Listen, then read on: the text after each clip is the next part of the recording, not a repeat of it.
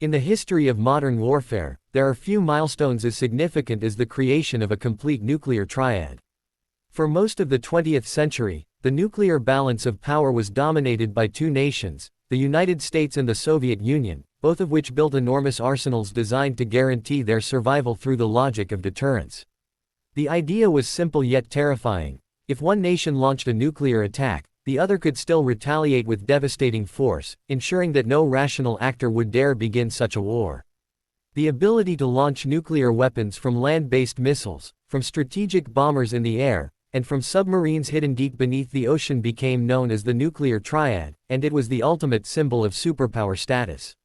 For decades, China lagged behind, possessing only a modest number of nuclear weapons and relying primarily on land-based systems that were vulnerable to preemptive strikes.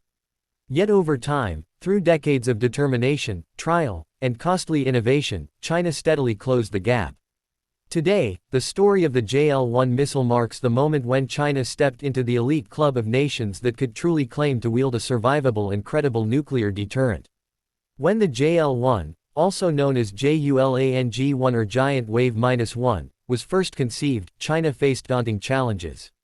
The nation was still rebuilding from years of economic isolation and political turmoil, while its military technology lagged far behind that of the United States and the Soviet Union. Developing a submarine-launched ballistic missile was an ambitious goal, requiring mastery of rocketry, guidance systems, nuclear warhead miniaturization, and naval engineering. Unlike land-based missiles, which could be deployed from silos or mobile launchers, submarine-launched missiles demanded a design that could survive the pressures of deep-sea storage, withstand the shock of underwater launch, and then operate flawlessly once in the air. For a nation still experimenting with missile technology, this was an extraordinary leap forward. Yet the Chinese leadership recognized that without a sea-based deterrent, its nuclear arsenal would remain fragile. Land-based missiles could be destroyed in a first strike, and its small fleet of bombers lacked the reach and survivability to guarantee retaliation.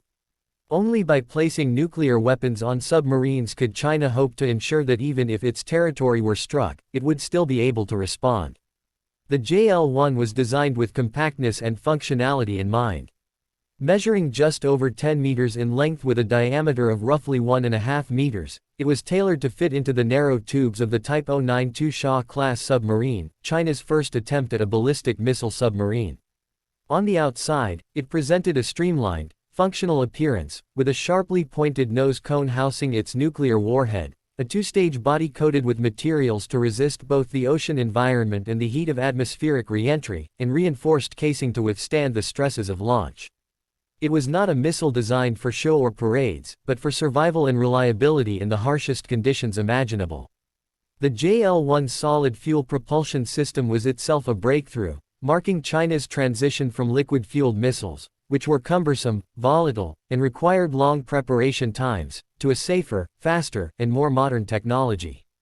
Solid fuel allowed the JL-1 to be stored for long periods and launched quickly, giving it a readiness that older systems lacked. Inside the missile, the engineering was both simple and effective. It was a two-stage solid-fuel design, with the first stage responsible for propelling the missile out of the ocean and into the upper atmosphere, while the second stage ignited to carry the warhead toward its target. The inertial guidance system provided the missile with accuracy sufficient for regional deterrence, though not comparable to the pinpoint precision of American or Soviet missiles. Still, its accuracy was adequate for nuclear weapons, whose destructive power could devastate entire cities.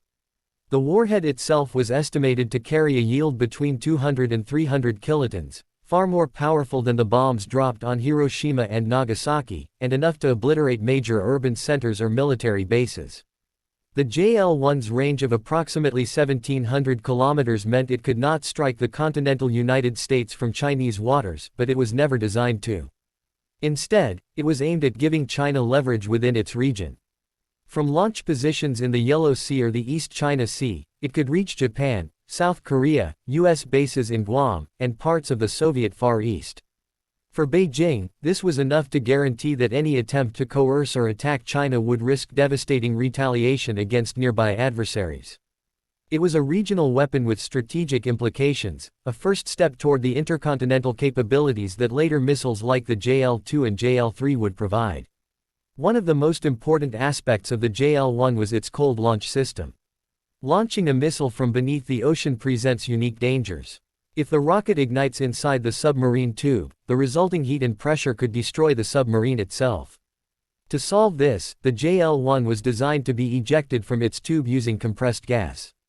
Once it cleared the surface of the water, its first-stage motor would ignite, sending it into the sky. This system dramatically reduced the risks to the submarine and increased the safety of the crew. It also allowed China to deploy the missile even with relatively primitive submarine technology, as the Shah-class submarine was notoriously noisy and not as advanced as its Western or Soviet counterparts. Although the JL-1's performance was limited compared to the giants of the Cold War, its significance cannot be overstated. For the first time, China had the ability to strike back even if its land-based arsenal was destroyed. This survivability is the essence of nuclear deterrence. Without it, a nuclear power is vulnerable to preemptive attack. With it, the equation changes forever. Adversaries must assume that even a successful first strike will be answered with devastating retaliation, making the cost of aggression unbearable. This is why the JL-1 shocked the world, not because it was the most advanced missile, but because it represented the completion of China's nuclear triad. Safety was another key consideration.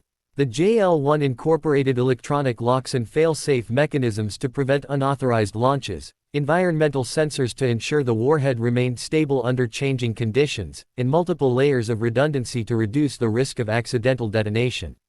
Combined with its solid fuel design and cold launch system, these features made the JL-1 relatively safe to store and operate compared to earlier generations of missiles. Beyond its technical attributes, the JL-1 had unique symbolic value. It represented China's determination to stand shoulder to shoulder with the world's nuclear superpowers. For decades, the United States and the Soviet Union had dominated global nuclear strategy, while China remained a secondary player. With the JL-1, Beijing declared that it too could guarantee its survival and could not be coerced or intimidated by nuclear threats. This was not merely a weapon, but a political statement, a message that China had arrived as a strategic force to be reckoned with. The cost of developing the JL-1 and the Shah-class submarine was immense, especially for a country that was still developing economically. Billions of dollars were poured into research, testing, and construction, and many failures were encountered along the way. Test launches often ended in explosions or misfires, and the Shah-class submarine itself suffered from numerous technical issues. Yet the Chinese leadership persevered, convinced that the price was worth paying for the survival of the nation. In the end, the investment paid off, not only in the creation of the JL-1 but also in the foundation it provided for future systems. The experience gained in developing the JL-1 directly contributed to the more advanced JL-2 and JL-3 missiles, which today give China global reach and the ability to strike anywhere on Earth. The impact of the JL-1 was not measured in raw numbers, as China's arsenal remained far smaller than those of the United States and Russia. Instead, it was measured in credibility. Before the JL-1, China's nuclear deterrent was vulnerable and potentially ineffective. After the JL-1, it became survivable, forcing adversaries to account for the possibility of retaliation from hidden submarines. This shift altered strategic calculations in Washington, Moscow, Tokyo, and beyond, and it cemented China's position as a true nuclear power. When the world first realized that China had successfully deployed a submarine-launched ballistic missile, the reaction was one of shock. Analysts who had long dismissed China's nuclear capabilities were forced to reconsider. The missile itself may have been limited in range and sophistication, but its existence proved that China was capable of developing advanced strategic weapons on its own. In the decades since, the JL-1 has been overshadowed by newer, more powerful missiles, but its legacy remains secure. It was the missile that completed China's nuclear triad, the weapon that transformed China's deterrent from fragile to credible, and the symbol of a nation's determination to never again be at the mercy of foreign powers. The JL-1 also carried lessons for the future. Its development exposed weaknesses in China's submarine technology, highlighting the need for quieter, more survivable submarines to carry the missiles. This led to the eventual construction of the Type 094 and Type 096 submarines, which today patrol the oceans with far more advanced JL-2 and JL-3 missiles. In this sense, the JL-1 was a stepping stone, a necessary first step on the road to modern strategic parity. Without it, China could not have built the formidable arsenal it possesses today. Ultimately, the story of the JL-1 is not about perfection, but about determination. It was not the most powerful missile, nor the most accurate, nor the longest range. But it was enough. Enough to deter adversaries, enough to guarantee survival, enough to shock the world. And in the dangerous logic of nuclear strategy, enough is all that matters. For China, the JL-1 was proof that it could rise from vulnerability to credibility, from weakness to deterrence, and from regional power to global actor. It was the missile that gave China a voice in the nuclear conversation, and it remains a milestone in the history of modern warfare.